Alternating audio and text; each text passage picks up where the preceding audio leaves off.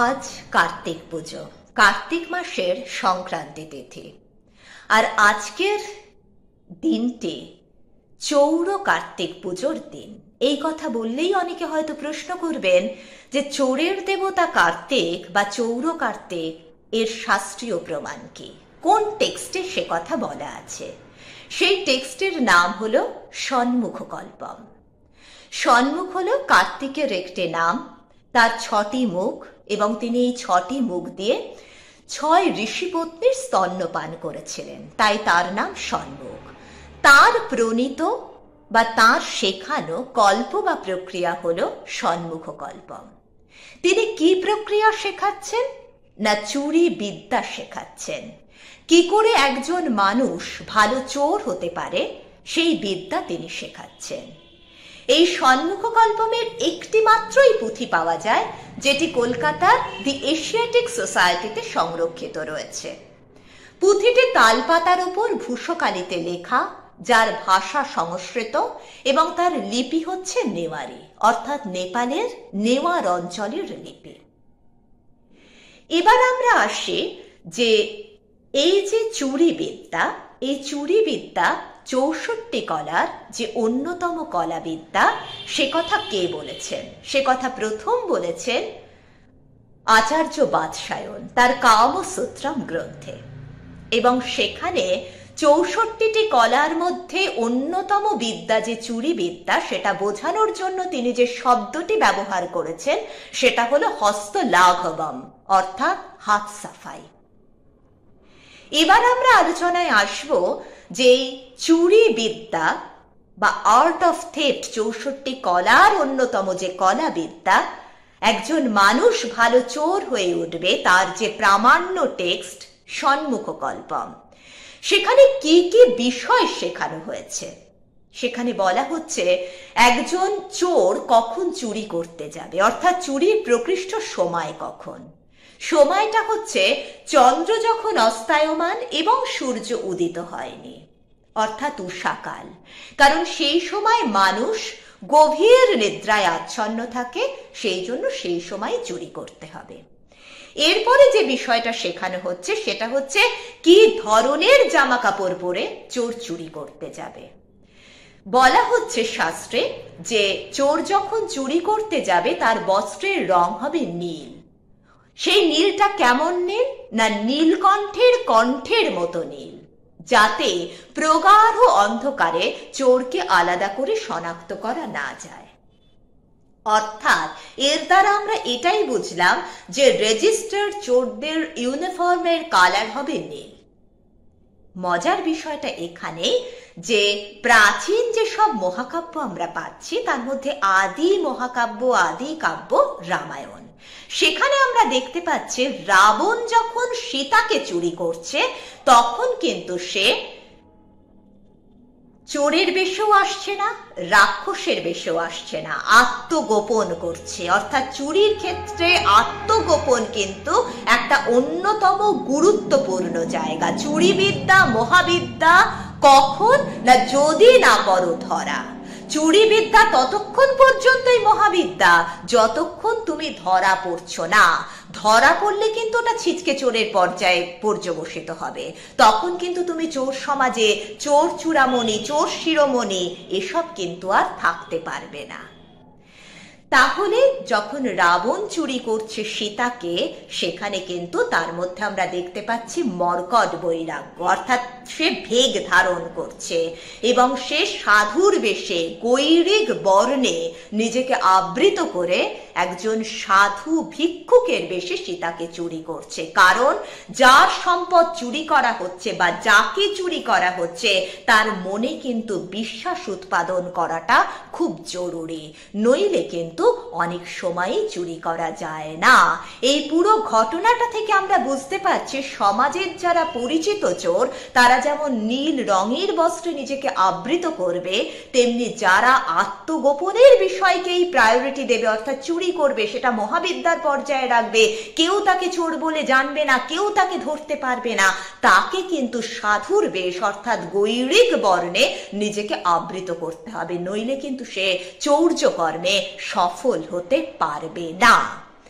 এরপরে চোরের যে কলার কথা বলা হচ্ছে, রাত্রিবেলা গিয়ে চোর যে শীত কাটবে, সেই শীত কাটার পর সকালবেলা নগরবাসী তো দেখবে যে শীত কেটেছে, গৃহস্থের সম্পদ চুরি হয়েছে। এই পুরো ঘটনার জন্য চোরকে তারা তিরস্কার করবে, নিন্দে করবে, কিন্তু শীতটা এত সুন্দর করে কাটবে যে নগরবাসী সেই শৈল্পিক গুণের প্রশংসা না করে কিন্তু পারবে না। এই শীত নানা রকমের হতে পারে, সিংহমুখ হতে পারে, ব্যাঘ্রমুখ হতে পারে, মকর মুখ হতে পারে, স্বস্তিকার মতো হতে পারে, নানা রকম হতে পারে। এখানে একটা কথা বলে রাখা আবশ্যক, এই ষণ্মুখকল্পম যে টেক্সটটা, সেখানে কিন্তু কার্তিকের যেমন 6টা মুখ, তেমনি তার 12টা হাত, এবং এই 12টা হাতে চৌর্য কার্যোপযোগী আমরা 12 প্রকার সরঞ্জাম দেখতে পাই।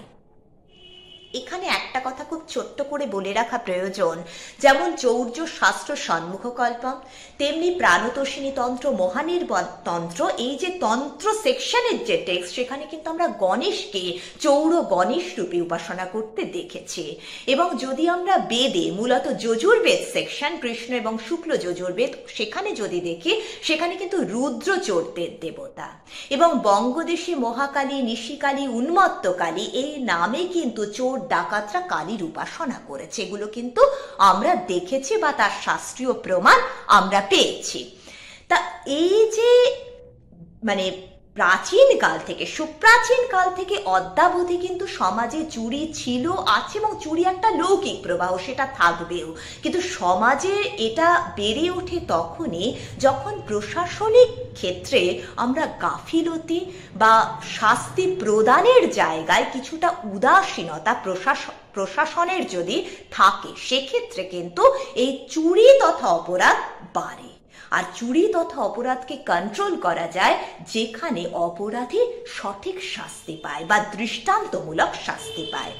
যেমন এখানে একটা কথা বলে রাখা আবশ্যক, যেমন প্রাচীনকালে চৌর্য শাস্ত্রও লেখা হয়েছে, তেমনি চুরির শাস্তির কথা কিন্তু বিংশ ধর্মশাস্ত্রে, যার মধ্যে খুবই উল্লেখযোগ্য মনুসংহিতা, যাজ্ঞবল্ক্য সংহিতা, কিংবা রাজনীতি শাস্ত্র, যেটা আমরা কৌটিল্যের অর্থশাস্ত্র বলি, সেসব জায়গায় কিন্তু চোরেদের শাস্তির উল্লেখ আছে। নানা ধরনের তৎকালীন সময়েও কিন্তু চুরি ছিল। স্থাবর অস্থাবর সম্পত্তি চুরির পাশাপাশি যাকে আমরা গ্রন্থ তাৎপর্য বা কাব্য তাৎপর্য বা প্লেজিয়ারিজম বলি, সেটাও কিন্তু ছিল। এমনকি গ্রন্থাগার থেকে পুঁথিও চুরি হতো, হ্যাঁ, যেগুলো এখনো আমরা আছে আমাদের। এবং সেই শাস্তি ব্যবস্থা তখন যেমন ছিল, এখন আমাদের মডার্ন ইন্ডিয়ান কনস্টিটিউশনে কিন্তু প্রত্যেক ধরনের চুরির আলাদা আলাদা শাস্তি কিন্তু লিপিবদ্ধ রয়েছে। এবং ওই যে একটা কথা বললাম, 64 কলার অন্যতম যে কলাবিদ্যা চুরিবিদ্যা, এখানে কিন্তু মূল যে জায়গাটা হচ্ছে চোরের আত্মগোপনের টেকনিক। এবং সেই কারণে কিন্তু রাবণ যে সীতাকে চুরি করছে, এখানে শুধু একটা কলম বা বই চুরির মতো মামুলি চুরি কিন্তু নয়, একটা জলজ্যান্ত মানুষকে চুরি করে নিয়ে যাওয়া, মানে সেটা শুধু চুরি নয়, নারী হরণ। এবং আমরা যদি মূল রামায়ণটি পড়ি, তাহলে আমরা বুঝতে পারবো সেখানে নারী ধর্ষণ না হলেও নারীর প্রতি লোলুপতা বারংবার প্রকাশ পেয়েছে রাবণের কথায় বা রাবণের আচরণে। অনেকগুলো বিষয় কিন্তু, অপরাধ কিন্তু রাবণের মধ্যে ছিল, কিন্তু তৎসত্ত্বেও সে যে অত্যন্ত সফল হয়েছে সীতাকে চুরি করার ক্ষেত্রে, কারণ সে আত্মগোপনটা খুব ভালো করতে পেরেছে, সাধুর বেশে সে চুরি করতে গেছে। এই যে জায়গাটা, এই জায়গাটা কিন্তু খুব হাইলাইটেড একটা জায়গা। চোর যে সবসময় তার ইউনিফর্মেই চুরি করতে আসবে তা কিন্তু নয়, চোর কিন্তু অনেক সময় সাধুর বেশেও আসতে পারে। সুতরাং চোরকে চিনতে পারাটাও, সে প্রকৃতই চোর না সাধু বেশি চোর, এই ডিটেক্ট করাটাও কিন্তু খুব কঠিন হয়ে দাঁড়ায় নাগরিকদের পক্ষে। তো এখানে আরো যে কথাটা বলার, যে আজকের যে বিশেষ দিন, সেটা তো কার্তিক পুজোর দিন। এই দিনটা সন্তানকামী, মূলত পুত্র সন্তানকামী মানুষ যেমন কার্তিকের পুজো করেন, কারণ কার্তিকের স্ত্রী হচ্ছেন দেবসেনা, যাকে আমরা ষষ্ঠী নামে জানি। দেবসেনার প্রতি এই রকম বিগ্রহ বাক্য যদি আমরা করি, তাহলেও আমরা যেমন দেবসেনাপতি পদটি পাবো, ঠিক তেমনি যদি আমরা দেবতাদের সেনাপতি এরূপ বিগ্রহ বাক্য করি, তাহলেও কিন্তু আমরা দেব সেনাপতি পাবো। আমরা জানি যে দেবতাদের সেনাপতি রূপে কার্তিক তারকাসুরকে নিধন করেছিলেন, তাই তিনি দেবতাদের সেনাপতি। আবার দেবসেনা বা ষষ্ঠীর তিনি হাজব্যান্ড, সেই অর্থে তিনি দেব সেনাপতি। দুটো ক্ষেত্রেই কিন্তু ষষ্ঠী তৎপুরুষ সমাস। এবার বিগ্রহ বাক্যটা কিভাবে করব সেটা অন্য ব্যাপার, কিন্তু যাই হোক, সে কারণে পুত্রকামী লোকেরা যেমন পুত্র সন্তান পাওয়ার মানসে আজকের দিনটা কার্তিকের পুজো করে, ঠিক তেমনই কিন্তু সমাজের এক বিশেষ শ্রেণীর নারীরাও কিন্তু, যারা কিন্তু স্বামী সন্তানের সুখ হতে বঞ্চিত, কিন্তু নীরবে সমাজের অনেক প্রয়োজনীয় কাজ কিন্তু তারা করেন, সেই তাদের কাছেও কিন্তু কার্তিক উপাস্য। আর সেটা আমরা সবাই মোটামুটি জানি। কিন্তু কার্তিক চোরদেরও দেবতা, এবং তার প্রেক্ষিতে একটি শাস্ত্র নির্মিত হয়েছে যার নাম ষণ্মুখকল্পম।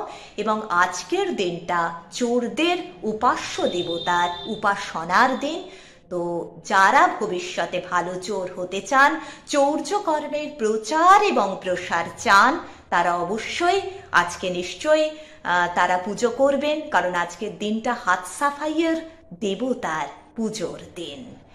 তো আমাদের প্রাচীন টেক্সটে নানা ধরনের চুড়ি রয়েছে, নানা ধরনের চুড়ির বর্ণনা রয়েছে, এবং চুড়ি যেমন আছে, চুড়ির শাস্তির ব্যবস্থাও প্রণয়ন হয়েছে, তৎকালীন সময়েও ছিল, আজকেও আছে, ভবিষ্যতেও থাকবে।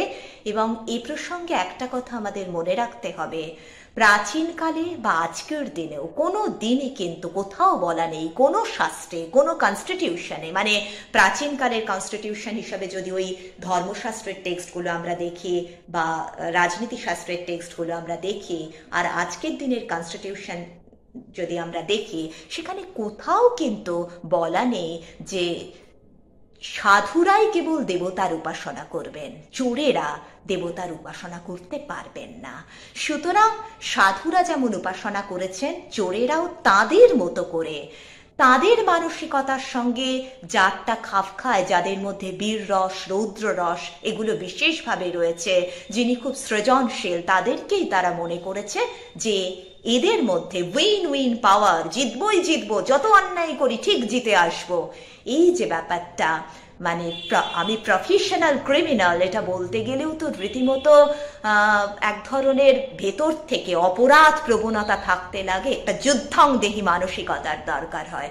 তো সেই মানসিকতায় মদত দিতে পারেন সেরকম যুদ্ধবীর, এরকম তো কর্মবীর, যুদ্ধবীর, এরকম তো দেবতাদের দেবীদের দাঁড় করাতে হবে। তাই তারাও তাদের বিশ্বাস অনুযায়ী সেই সব দেবদেবীদের তাদের উপাস্য রূপে গণ্য করেছেন এবং তাদের পুজো করেছেন। তো সুতরাং শুধু সাধুরাই যে পুজো করবেন এর কিন্তু কোনো মানে নেই। অপরাধীরা, ক্রিমিনালরাও কিন্তু পুজো করতে পারেন, করেছেন, করছেন এবং ভবিষ্যতেও তারা করবেন। একটা কথা বলে আজকের আলোচনা শেষ করব, সেটা হচ্ছে গাঁট কাটা বা শীত কাটা চোরের জন্য শাস্তি নির্দিষ্ট, কারণ সেটা শাস্ত্র গঠিত, আইন গঠিত এবং অধর্মাচরণ। কিন্তু হৃদয় চুরি কিন্তু শাস্ত্রবিহিত কর্ম এবং আইন সিদ্ধ, আর সমাজের জন্য তা কিন্তু স্বাস্থ্যকর। এবং সেই রকমই একজন চোর হলেন কবি বেলহন, যিনি লিখেছেন সংস্কৃত টেক্সট চৌরপঞ্চাশিকা গীতিকাব্য, এবং সেখানে নায়ক কর্তৃক নায়িকা এবং নায়িকা কর্তৃক নায়কের হৃদয় চুরি করা হয়েছে, যে প্রসঙ্গে রূপগোস্বামী প্রভুপাদ তার পদ্মাবলিতে বলছেন, য কৌমারোহর স ইবহি বর।